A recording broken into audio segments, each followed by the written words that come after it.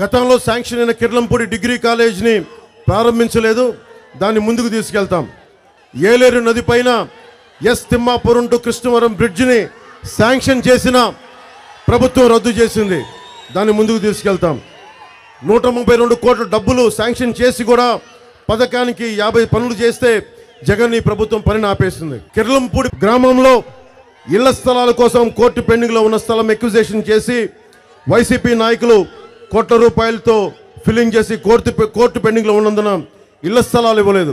ఆ ఇళ్ల స్థలాలను ఇప్పించే బాధ్యత కూటమి ప్రభుత్వం తీసుకుంటుంది. పుష్కర ఎత్తిపోతల పథకంలో అంతర్భాగమైన తాళ్ళూరు లిఫ్ట్ ఇరిగేషన్ పైపులు పాడైపోయి 3 సంవత్సరాలు అవుతున్నా రిపేర్కి నోచుకోపోవడం వల్ల ఈ సంవత్సరం దాదాపు 30,000 ఎకరాలు నీరు లేక ఎండిపోవడం, నష్టపోయిన రైతాంగానికి కూటమి ప్రభుత్వం రాగానే సాగునీటికి ఇబ్బంది కలగకుండా, తాగునీటికి ఇబ్బంది కలగకుండా ప్రతి రైతుకి, ప్రతి రైతు కూలికి, ప్రతి కౌలు రైతుకి మేము బలంగా నిలబడతాం. ముఖ్యంగా మనకి జగ్గంపేటలో రవాణా, చిరు వ్యాపారులు, ఫుట్పాత్ వ్యాపారులకి కూటమి ప్రభుత్వం అండగా ఉంటుంది.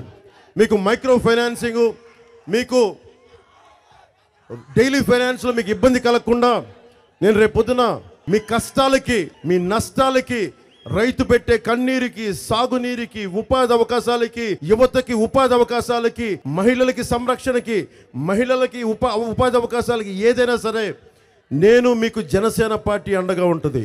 మన తెలుగుదేశం భారతీయ జనతా పార్టీతో కలిసి ఉన్న కూటమి ప్రభుత్వానికి నేను సగటు మనిషి గొంతు జనసేన అసెంబ్లీలో వినిపిస్తుంది. 20 బెడెడ్ హాస్పిటల్ ఉంది మనకు కావాల్సింది 50 to 100 బెడెడ్ హాస్పిటల్ కావాలి. దానికి primary health care, secondary health care, tertiary health care, ఇవన్నీ బాధ్యత కూటమి ప్రభుత్వం తీసుకుంటుంది.